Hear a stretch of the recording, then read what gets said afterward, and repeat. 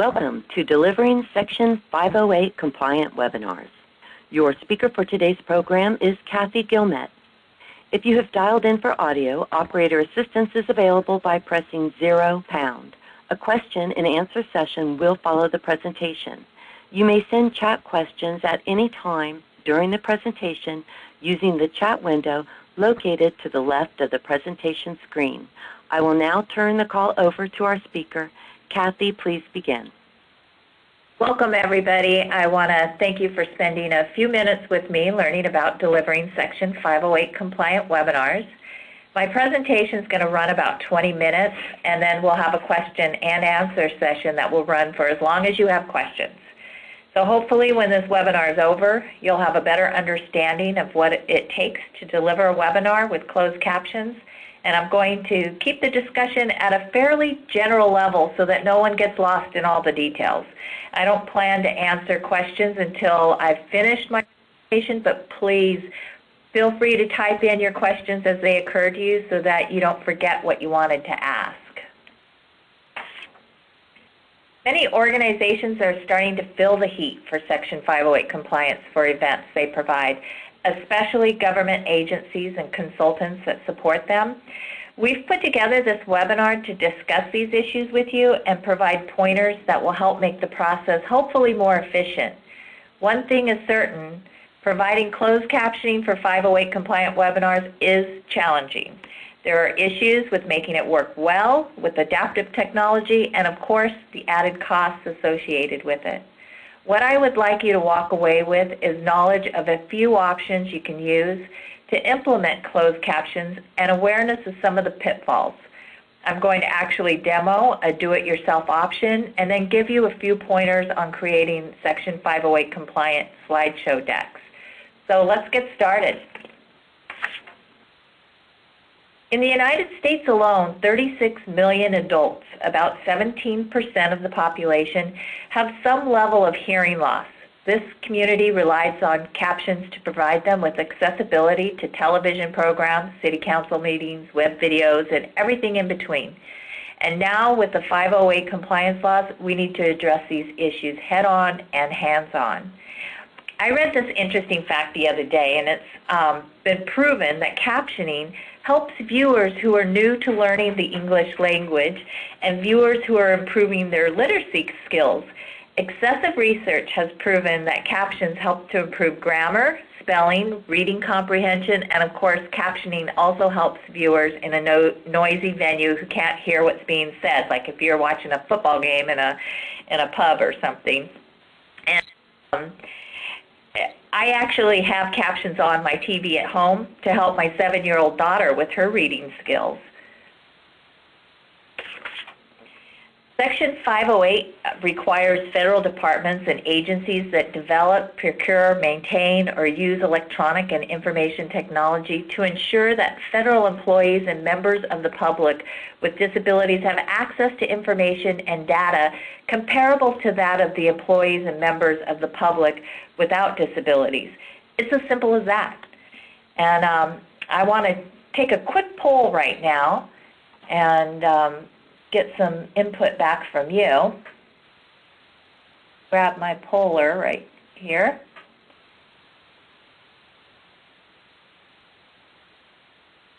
You could just take a minute to answer these questions. What is your biggest concern about adding captions to your webinars? Is it the cost? Are you uncertain of technology? Is it handling the administration, like finding a web conferencing provider or integrating all the pieces together? So see what we've got here. It's looking like most everybody is handling the administration. Okay. That is reasonable because that is kind of challenging. And as we're talking about challenges, many people want to shy away from using captions for their webinars, and for good reason. Until recently, we really haven't had to deal with it, so a lot of webinar service providers have pretty much left it up to the customers to provide their own solution. Or the service provider will provide some options for third-party providers, but then leave it up to the customers to integrate it and set it all up. That is an intimidating task, and if you haven't done it before, who really wants to deal with that when you have a webinar to prepare for, right? The main challenge with live captioning is how to get the spoken speech turned into text with sufficient accuracy. Even the fastest typists using a regular keyboard, and that's about 120 words per minute, they can't keep up with the most human speech, which typically ranges from 150 words per minute to 225 words per minute. So I want to break the issues down to the main approaches and options that you have with their pluses and minuses. Let's go through some of these options. A stenographer is like a court reporter. It's a highly skilled person who enters the text using a special shorthand steno machine. This allows the captioner to write in shorthand up to 250 plus words per minute. And as I said previously, the typical spoken word is between 150 and 200 words per minute with gusts up to 225 words per minute. The steno machine is connected to the captioner's computer, and the steno shorthand is translated into English with the help of a computer-aided transcription software. The captions are then transmitted through the internet and are displayed on your computer or even your handheld mobile device. Because of the years of practice it takes to learn this skill, this service tends to be rather expensive. However, it is the best option when the utmost accuracy is required. You will still need to use a web conferencing or webinar service to show your visuals. And even though the webinar service will support the integration of a stenographer, they will not integrate it for you. You will need to contract to a third-party stenography company and get them connected into your platform. This option usually is in the $150 price range for a 1-hour webinar, and that cost is for the stenographer alone, not the webinar service. A stenographer will usually provide you with a rough edit transcript as well, which is very nice. And if the stenographer method is not within your budget, then you can opt for using a speech recognition software like Dragon. To get sufficient accuracy, the software will need to be trained to a specific person's voice, and the training takes about 20 minutes. You do it on your own, but it means that the software can only recognize one speaker's voice at a time. You can train as many profiles as you like and switch the profiles to another speaker, but it does take some time to switch, and this is probably not a good option if you're going to have multiple speakers. Plus, the software needs to reside on the speaker's computer. So if you have multiple speakers, that means multiple software packages. And option is to use speech recognition software with a shadow speaker. That's a person who acts like a live interpreter. They listen to what the other people are saying, and then it repeats it in their own voice. And since their voice is trained with the software, they can get very good accuracy. This way, you can voice caption a live event even if there are multiple speakers, and you can learn this skill, but it does take some practice. The software for speech recognition is quite pricey. It's upward to $1,000 to $2,000, so you'd need to be utilizing this software multiple times in order to have a cost savings over the cost of a professional stenographer. There are also professional speechwriters that own the speech recognition software already and will basically do the shadow speaking for you. The average cost for a professional speechwriter is around $150 for a 1-hour webinar as well.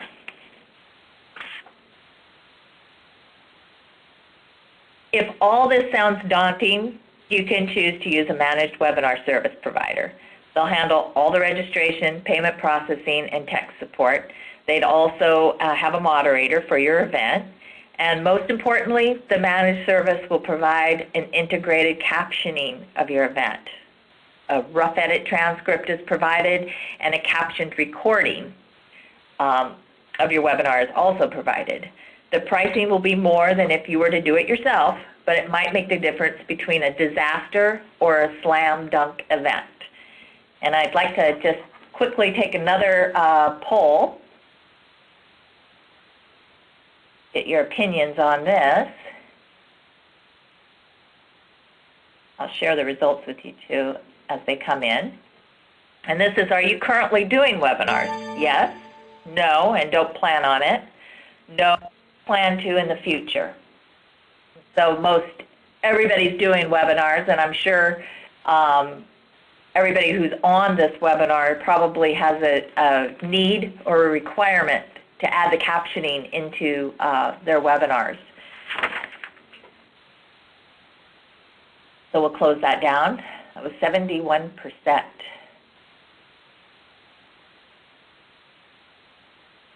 So what I'm going to do now is show you a couple of examples of captioning for a live online event. This entire webinar is being captioned by a professional stenographer with Confertel's managed webinar service. We did this so you could experience firsthand what the captioning with the managed service looks like. This webinar is also being recorded, and you will all receive a recording after the event, which will demonstrate what the recordings look like with the captioning already integrated. I'd like to show you an example of speech recognition software that a company by the name of UCaption offers. They are utilizing the Dragon speech recognition software that I spoke about earlier, along with their proprietary software to create the captions. This is a video that I'm going to be playing, just a short snippet, about 30 seconds. So please, if you have speakers on your computer, turn them on so you can hear the audio of the video. Okay, Jenny, you can go ahead and start the movie. Hi, my name is Jason with CPC Closed Captioning, and I'd like to demonstrate our new real-time speech recognition-based closed captioning software called UCaption. UCaption is a speech recognition-based real-time closed captioning software. What that means is that as you speak, your speech is turned into text and displayed live on your computer screen, webinar, mobile device, or even for live TV broadcast. This makes it a high-quality, low-cost alternative to other captioning systems for presentations, classrooms. Okay, so that was the movie. We'll get back to our webinar. And finally, what I'm going to do is show you a do-it-yourself option. This web conferencing platform that I am using is pretty unique in that it allows you to type in your own captions. And it can be a bit tricky to do, but if you need to do it yourself, this is an alternative, and this platform's captioning option has been certified to be 508 compliant. So I'm going to ask that our professional stenographer stop captioning for just this one slide so that we can demonstrate the built-in captioning that OmniPresent has. And Jenny, will you please type in the captions for me? Okay, what I'm doing right now is having the operator type in the captions as I speak. Probably you would want someone dedicated to type in as you present, and you would want to have a script of your entire webinar prepared ahead of time to give to the person that will be typing the captions. It is a bit tricky, but it can be done, as you can see from this real-time demonstration. One downfall is there isn't an auto spell checker or autocorrect, so what you type is what will be shown in the captions box. Okay, we'll continue with our stenographer. Jenny, you can stop the manual captioning. I know she loves that part because it is very tricky. Now what I'd like to do is take a couple of minutes to review some best practices for creating your Section 508 compliant PowerPoint presentations. Just remember one thing, slide notes are a presenter's best friend. A useful aspect of PowerPoint is the ability to add notes to slides. You can use these slide notes to explain and expand on the contents of your slides. Slide notes can be created as you build your presentation and can be provided to your captionist to get better accuracy. The notes can also be read by assistive technologies if you are going to provide a transcript to attendees after the event. Another best practice is to make sure you have sufficient contrast. The visual presentation of text and images of text should have a contrast ratio of at least 4.5 to 1, which is this middle example here. To help you determine the contrast and what that means, here are some examples on a white background. Also, use a single solid color for a text background rather than a pattern. So as you can see, the unacceptable, the red area heading, has a very faint font, and that's not going to be good for Section 508 compliance. Acceptable, but not, what you would really want is the middle section here, where you have a 4.5 ratio to 1. You can see it's a darker gray. You can see it, but it's not like popping out. So very good, which is the last section, has a white background with a black font. That's going to be your best option. Keep it simple, clean, and very readable.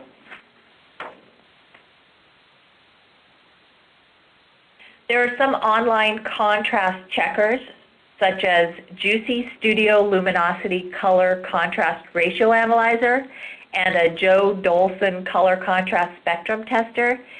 Ginny will place a PDF file in the chat box for you that you can click on, and it'll download the file, which will have the actual URL links embedded into the PDF for you.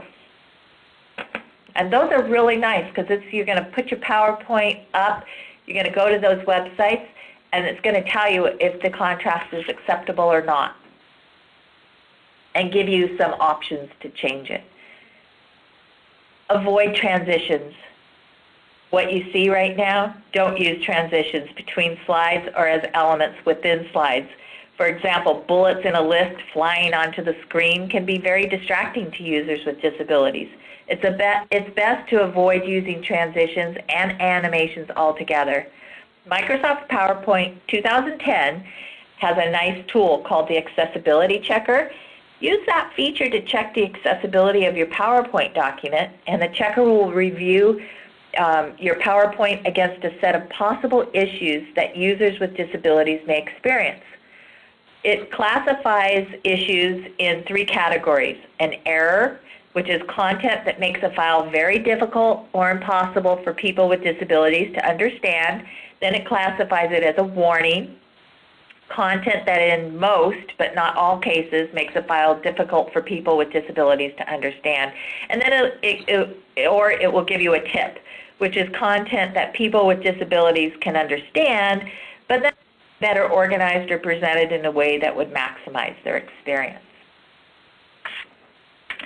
Well, that's the Cliff's Notes version. Later today, I'll send you 2 informational guides. One is a Section 508 reference guide for video and multimedia products that was published by the GSA. And the second document is an authoring guide for Microsoft PowerPoint presentations that was put together by the Inclusive Design Research Center. It is a pretty extensive guide on how to create your presentations to comply with the Section 508 requirements. I'm also going to provide you with the brochure on Confortel's captioning option that goes with their managed webinar service, and you'll also get a complimentary 30-minute consultation from Confortel's webinar specialist. In the quick survey you'll receive immediately after we sign off here, you'll have an opportunity to let me know how you like this webinar and what other information you might be interested in hearing more about. We have a webinar e-kit, which contains everything from A to Z on how to prepare and deliver webinars, along with the follow-up process. It's not based on Section 508, but it is a nice guide, and you're welcome to that. Just request it in the comments section of the survey. And before we get to the live Q&A, I'm going to take about 60 seconds to just give you a brief little plug for Confortel, who is the sponsor of this event. Confortel offers a managed webinar service that will seamlessly incorporate closed captioning into your webinar. If you haven't done a lot of webinars, I'd suggest picking a vendor such as Confortel that does most of these items on your screen to save you time and frustration. Once you're comfortable with the process, you can decide whether you want to do it on your own. Some key features you want to check on are cancellation fees, who handles refunds, can the confirmation emails include material links, do they have hosted on-demand replays, and do they build the registration page, or do you need to do it? How is payment processing handled? Will they integrate the closed captioning, or do they just provide a third-party vendor? And who handles all the technical support during the event? As far as how much does a managed service cost, well, I can give you the details on how Confertel works, and you can use this as a reference point when looking at other providers. For attendee paid webinars, that's webinars that you charge for, Confertel charges a fee per registrant, and then they collect the money on your behalf and deduct a per attendee fee, and they pay the balance back to you. And so that's right, they write you a check. You never write them a check. If you're holding a sponsored event, which is a free event to attendees, then you pay after the event for the number of participants who actually attend, not just who register. For both options, they charge a flat per event fee for the closed captioning. And what I like about this model is there's no upfront costs or minimum number of attendees, so you don't have to sweat it if you're not sure you can draw a crowd. And here's a quick tip. When you're dealing with anyone regarding a managed service, make sure there are no minimums, no term contract, and no gotchas. Confertel integrates the closed captioning seamlessly so that you don't have to worry about finding a third-party captionist.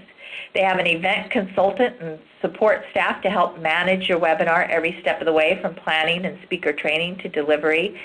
During your event, live technical support is standing by for attendees and speakers, and they use a multi-platform compatible solution for both PCs and Mac operating systems, and no downloads are required.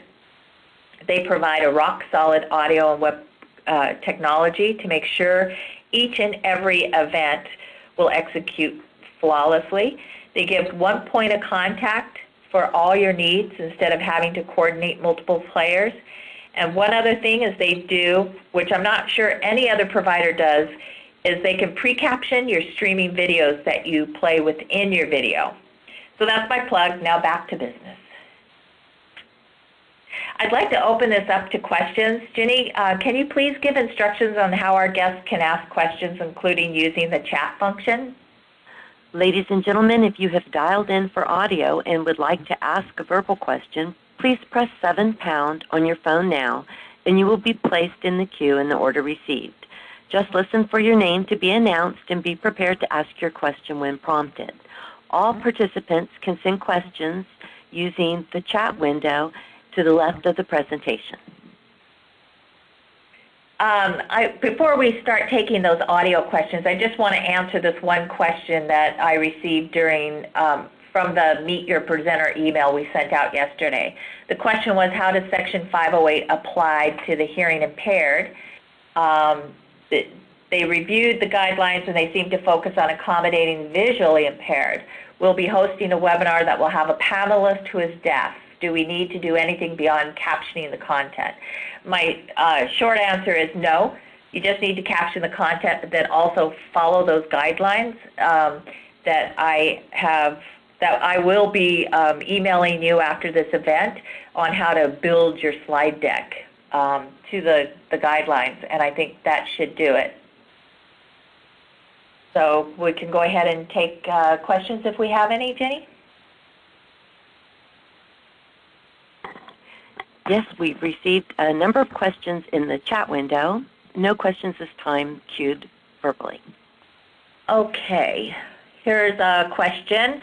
What is your recommendation for using colors on a white background? As we saw from that one slide with the contrast, just make sure it's got a high contrast. The colors are fine. Just use a bold, dark color on your white background. The white background is the best, and then you can always use one of those contrast checkers that we gave you to make sure it meets the 4.5 to 1 ratio. We have another question. I use speech recognition software, direct, naturally speaking. How easy is it to maneuver a webinar? It's pretty easy to maneuver a webinar. You just got to practice. Like I've been maneuvering through my slideshow myself, even though we do have a moderator on our call. But as far as, I guess, are you talking about how easy is it to integrate the Dragon software with your webinar service, or are you talking about just having the webinar with the Dragon going together? Those are two different questions. I'm not sure. So, but Dragon is very good. It works very well. We've used it before. It's just, again, if you're the only speaker, you have to train your voice, and if you've got your voice trained, it works very well. Another question, what if you have a deaf speaker or presenter who is presenting in ASL or another visual language? When you have deaf speakers, that opens up a whole nother array, because it depends on how their voice speaks. So are they using a voice box, or are they using some other things so that they can be, so their voice can be recognized and heard and understood? The captioning, again, is going to help with all of that so people can read while they're speaking. Next question, do you have any guidelines for making websites and documents like Word 508 compliant, including tools which can be used to make them compliant? The one guideline I'm providing does have some guidelines for websites as well. There is several, if you went to the 508.gov website, they have all the guidelines for creating websites, and there's actually more guidelines for creating websites than there are for creating your PowerPoints. But there is some information and some links in the information that I'm providing as our takeaways. Next question, if I can't type on the keyboard, but am an attendee or a presenter switching frames, if they are using, I'm not too sure about that question. If I can't type on the keyboard, but am an attendee or a presenter switching frames, if they aren't using speech. Well, you don't need a keyboard if you're on a web conferencing platform, because you use your mouse and you use little buttons within the webinar platform to switch slides. I think that's what you're talking about, so you don't need a keyboard.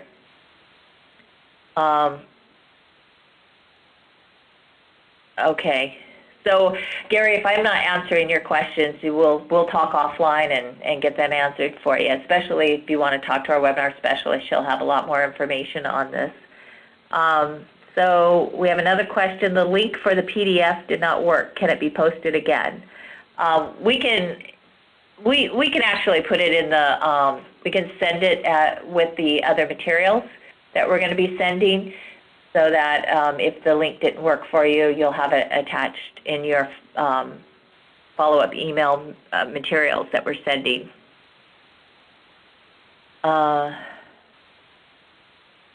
Okay. I think that's it for now.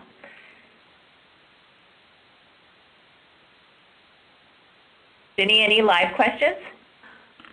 No one is queued at this time for a live question. Okay. Then if I missed anybody's questions, I will address them by email or when we call for a follow-up. And I want to thank everyone for joining me today. I hope you felt your time was well spent and that you're leaving with the basic information you were seeking on implementing captions into your webinar. We covered some of the challenges on providing captions with online events as far as cost, accuracy, and implementation. I provided you with the options available using a stenographer, speech recognition software, or a managed service. I demonstrated some of the various options, and I also provided you with some basic tips on creating Section 508 compliant PowerPoint slide decks. As I mentioned, web conferencing technology provides most of all the general features. Very few offer advanced ones, such as captions in the do-it-yourself scenario, pre-captioned movies, captioned replays. But for most of you, the biggest decision you need to make is whether you're going to pull all the pieces together yourself or get some help. So that's it. Please take a minute, give me some feedback via the survey, and also let me know if you'd like additional materials from my resource library. Thanks again for your time, and have a great rest of your Friday and a wonderful weekend. Thank you, Kathy. Ladies and gentlemen, at the end of the webinar, a post-conference survey will appear on the window behind the web presentation. If you have closed the survey window, a survey will be emailed to you within 24 hours. Your feedback is important to us, so please complete the survey. This concludes today's webinar. Thank you all for attending.